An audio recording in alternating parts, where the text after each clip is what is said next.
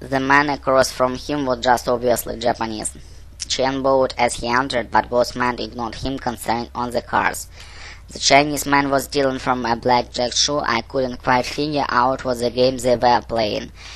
There were too many cards for either blackjack or poker, and the man dealing was even more than on the table. Chen stood silently against the wall, just for me to do the same. The Chinese man in the white suit dealt out the rest of the shoe. Then both men clapped their hands, laughing. Neither one moved their chips and assumed that whatever game they were playing, the deal had been a wash.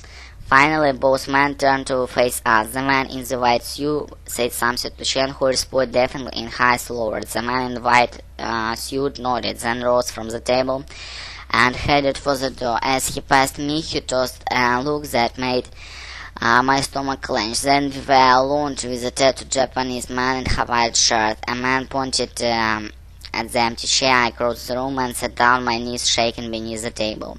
Chen remained against the wall, his head lowered. The man in Hawaiian shirt stared at me in silence. Then he finally cleared his throat. "You have a question about Yakuza?" His English surprised me. Chen had been prepared to translate for me, as he had learned Japanese from his grandfather, who had spent most of World War II under Japanese rule. When I had first suggested my idea to interview real Yakuza for my story, Malcolm had contacted Chen, whom he had met through some Hong Kong friends of his. Chen had told me about the Yakuza who ran the brothel in Queens. An old-timer, he said, would probably be willing to answer a few questions as long as his identity kept entirely secret. A man who not only knew as much as anyone about the inner working of Japanese mood, but also understood America better than most, because he'd lived here for some time.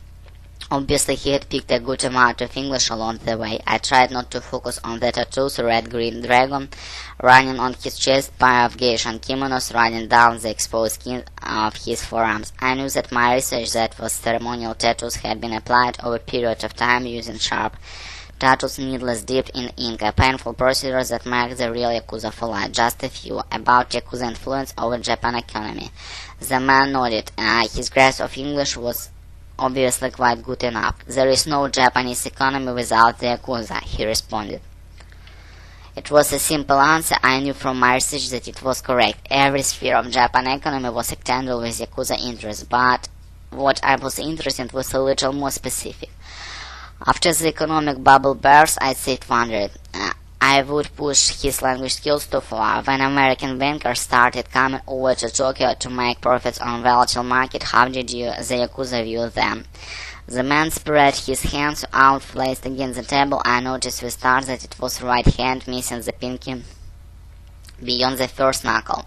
I forced myself not to gasp. Again, from my research, I knew about ceremony largely discarded by the younger Yakuza generation, turning even the most minor discretion through the simple form of mutilation. At some point in the past, the Yakuza had presented his cigarette pinky to the wrong boss.